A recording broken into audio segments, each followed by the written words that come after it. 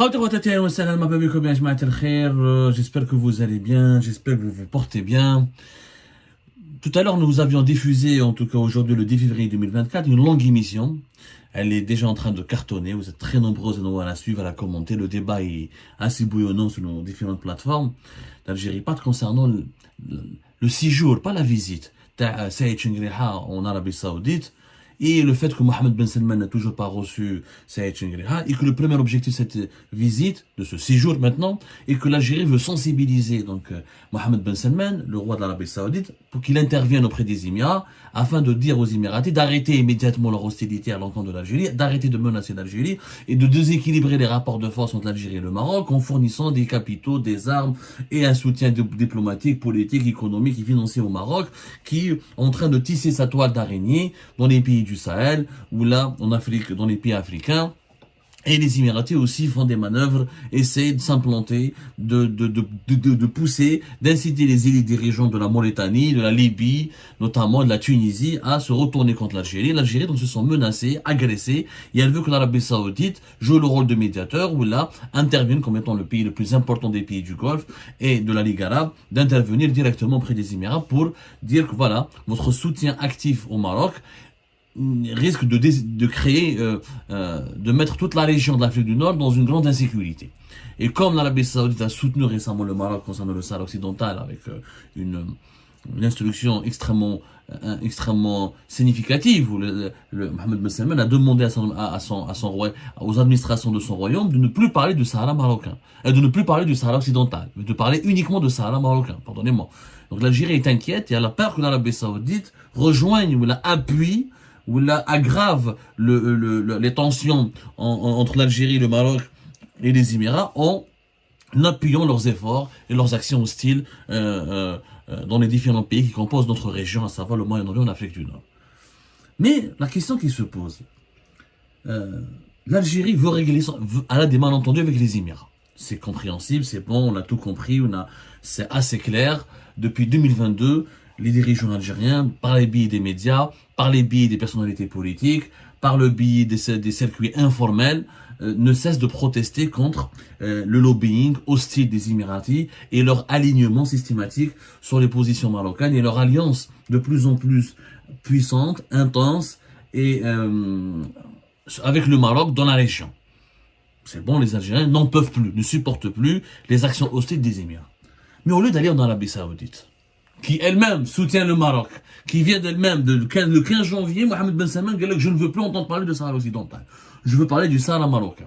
Et tu vas demander à Mohamed Ben Salman de dire aux Émiratis d'arrêter de soutenir les Marocains, on a d'arrêter de soutenir l'Algérie, alors que lui-même soutient officiellement les Marocains.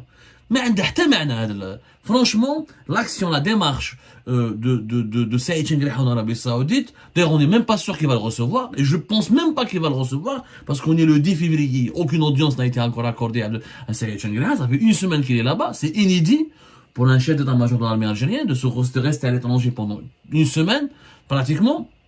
Donc, est-ce qu'il n'y avait pas une autre solution? Est-ce qu'il n'y avait pas une autre partie, une autre puissance?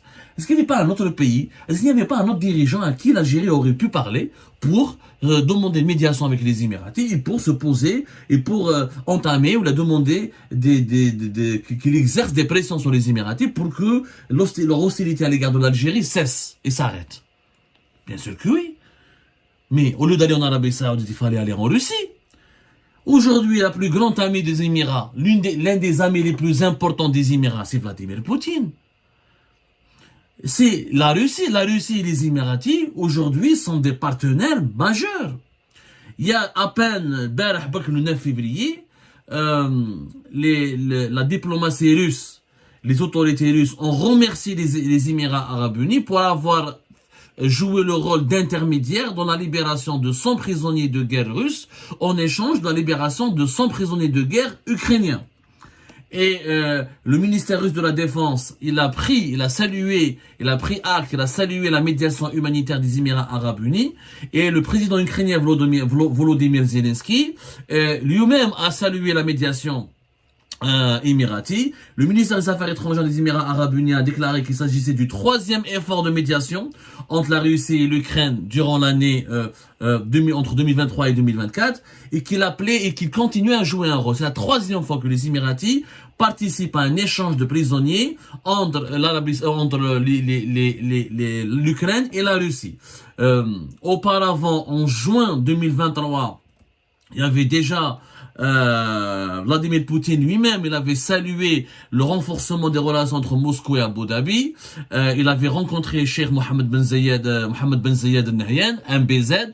Il y a MBS en Arabie Saoudite, mais son aîné c'est MBZ aux Émirats. Les Émirats sont un très bon partenaire comme nous. Les relations se sont développées avec un grand succès. Et il a remercié les Émiratis pour leur rôle joué dans les échanges de prisonniers entre la Russie et l'Ukraine. Et Poutine lui-même a reconnu que les Émirats Arabes Unis jouent un rôle de médiateur aussi entre Moscou et Washington. Et que les Émiratis sont maintenant le pays qui est le plus respecté par la Russie en termes lorsqu'ils ont envie d'avoir une médiation, d'échanger ou de négocier indirectement avec l'Ukraine ou les États-Unis d'Amérique ou les autres pays occidentaux. Les relations stratégiques entre la Russie et les Émiratis sont devenues un fait avéré. Là, il y a une alliance importante. Poutine a visité les Émirats Arabes Unis et l'Arabie Saoudite, n'est pas venu en Algérie ou là ailleurs, en décembre 2023. Rappelez-vous, il a parti juste en marge de la COP 28. Vladimir Poutine a été reçu à Abu Dhabi par toujours Mohammed Ben Zayed Al Nahyan, MBZ. Les relations sont très amicales, ils sont devenus des alliés, où les Émirats ont réussi à être un carrefour.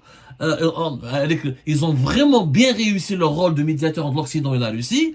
Et après avoir été longtemps le grand ami de l'Occident, les Émiratis aujourd'hui se sont émancipés des Occidentaux et aussi ils ont construit une relation hyper solide avec les Émiratis. Donc, les Wagner, Soudan, ils soutiennent les alliés des Émirats contre le général Burhan, les fameuses forces paramilitaires du soutien rapide à le général Dagalo. En Libye, la Russie et les Émirats sont des soutiens de maréchal Haftar et partagent les mêmes intérêts.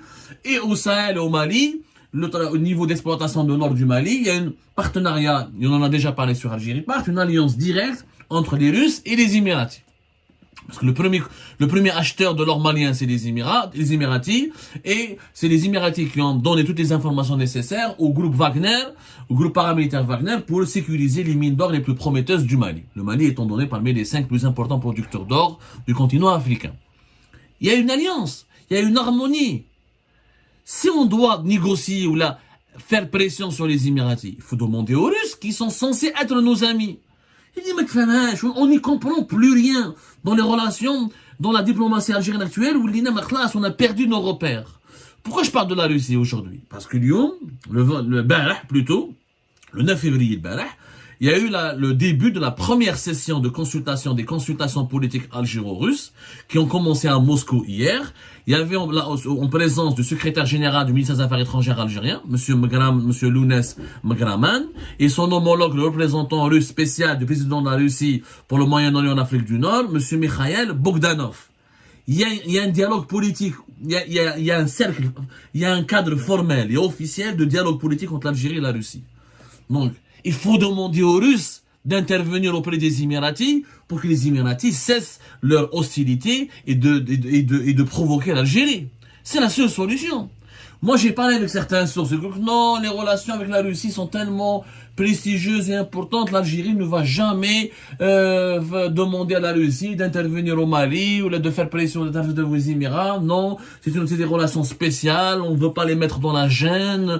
On ne veut pas leur demander des services. On n'a pas à leur demander des services. C'est un pays frère. Tout se passe bien. Si la Russie est un pays frère, mais c'est un grand ami. Alors pourquoi leurs alliés, les Émirats, soutiennent activement un plan de déstabilisation de l'Algérie, comme l'affirment les dirigeants algériens, porté par le Maroc ou Israël dans la région? Je parle de la région du Maghreb et de l'Afrique subsaharienne. L'ami de mon ennemi ne peut pas être mon ami. Et si j'ai un ami qui est très proche de mon ennemi, pourquoi je ne lui demande pas d'intervenir pour me protéger mes intérêts et pour régler mes problèmes? Donc franchement, ça servait à rien d'envoyer Saïd Sharghi en Arabie Saoudite. Il aurait dû aller à Moscou pour parler, pour être reçu par les dirigeants russes, peut-être pas par Poutine, mais en tout cas par ses homologues russes, afin de demander au Kremlin de voir avec les Émiratis c'est quoi ce manège, c'est quoi cette stratégie anti-algérienne qui a commencé depuis 2021, mais qui a pris une ampleur inquiétante depuis 2022 et 2023. Jusqu'à aujourd'hui, début de l'année 2024, puisque c'est bon, on a vu les Émiratis, voilà, investissent au Sahara occidental, donnent de l'argent au Maroc pour qu'il Maroc se positionne en force dans les pays du Sahel, appuie militairement les Marocains, appuie diplomatiquement les Marocains, et ils soutiennent toujours les camps dans lesquels l'Algérie, qui menacent les intérêts de l'Algérie, que ce soit en Mauritanie, que ce soit en Libye, que ce soit même en Tunisie. Il y a toujours des lobbies émiratis qui sont une menace directe contre les intérêts de l'Algérie. Dans ce cas-là, il y a un dialogue, il y a la Russie, où on demande je comprends pas pourquoi, encore une fois, on ne demande pas à Vladimir Poutine et à Moscou d'intervenir.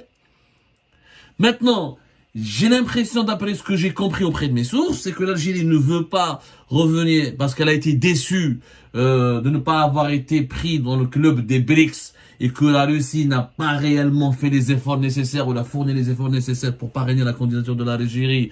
Donc l'Algérie, depuis l'échec des BRICS, elle a opéré un virage pro-américain et pro-occidental. Et comme le régime algérien, il a misé sur la Russie de 2021 à 2023, il avait vu qu'il a échoué, c'était un mauvais pari, ça lui a pas un mauvais pari à ses yeux, parce qu'il s'attendait de la part de la Russie un soutien, et un soutien beaucoup plus actif. Je rappelle qu'Abdelmadjid Tebboune a considéré Poutine comme l'ami de l'humanité en juin 2023 lors du forum économique de Saint-Pétersbourg. MBZ n'a pas fait autant d'éloges à Vladimir Poutine. Et pourtant, on voit Poutine maintenant plus proche des Émiratis que des Algériens. Donc, où cela? Ça, c'est que Poutine n'a pas envie d'avoir une bonne alliance avec l'Algérie. Il préfère les Émirats il préfère les Émiratis et les Saoudiens aux Algériens.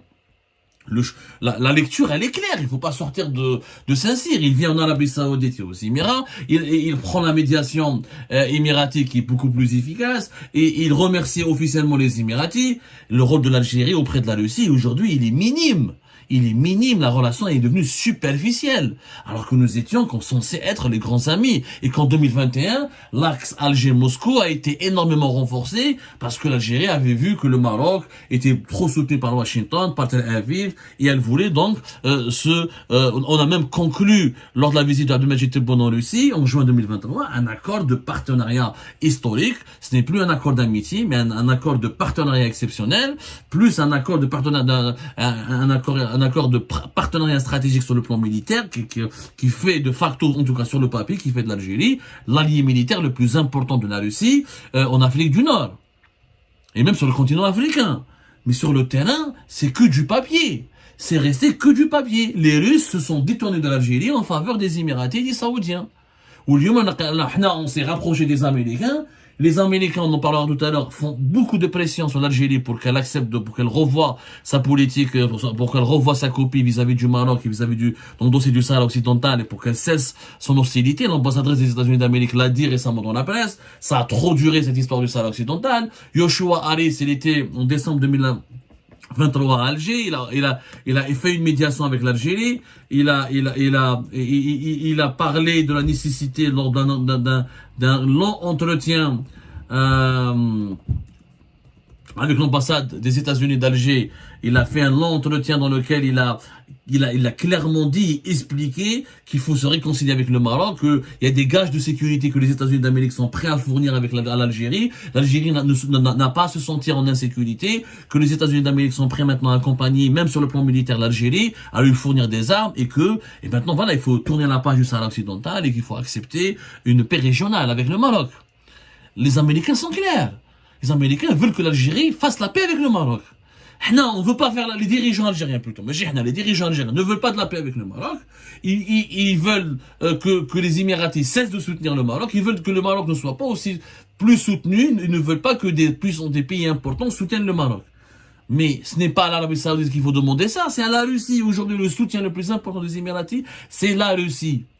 Si on ne demande rien aux Russes, ou parce que les dirigeants algériens, ou peut-être que les dirigeants algériens, dans les coulisses, de façon informelle et non officielle, ont échangé avec les Russes, ils leur ont demandé service, que les Russes leur ont dit, nous, on n'y peut rien faire, nous, on est vos amis, comme on est les amis des Émiratis, vos problèmes avec les Émiratis, vous vous démerdez entre vous, ou les Algériens ne veulent pas demander aux Russes, parce ils ne veulent plus avoir une relation stratégique avec la Russie, ils sont en train de miser maintenant sur l'Occident. Il y a les élections présidentielles qui arrivent, Abdelmajid Tebboune va tout prévenir en France, à Paris, ils lui font une grande visite d'État important dans un pays occidental. L'Occident, c'est quand même, il est beaucoup plus proche culturellement et humainement et économiquement de l'Algérie. C'est quand même plus de 50% de nos importations, c'est presque 60% aussi de nos exportations. Je parle notamment des pays de l'Union européenne qui forment l'essentiel du bloc occidental avec les États-Unis d'Amérique. Donc on a l'impression que l'Algérie ne veut plus rien demander à la Russie, qu'elle a pris ses distances vis-à-vis de la Russie parce qu'elle était déçue, et que la Russie elle-même, elle est aussi déçue parce qu'elle voit que le régime algérien joue double jeu, un jour pro-russe, un jour pro-chinois, un jour pro-américain. Mais enfin moi, tout est brouillé avec le régime algérien actuel, et du coup Poutine aujourd'hui est beaucoup plus l'ami des Émiratis et des Saoudiens que du régime algérien. Le régime algérien a perdu sur tous les tableaux. Il n'a rien gagné auprès des Américains, il n'a rien gagné auprès des Russes, il n'a rien gagné avec les pays du Golfe, il n'a rien gagné avec ses voisins, parce qu'il pratique une diplomatie totalement instable, une diplomatie des humeurs, une diplomatie et ses relations internationales sont construites sur des agendas mercantiles, sur des visions court-termistes, sur des intérêts purement personnels liés au maintien du régime actuel, mais il n'a pas de vision à long terme, il n'arrive pas à convaincre, il n'arrive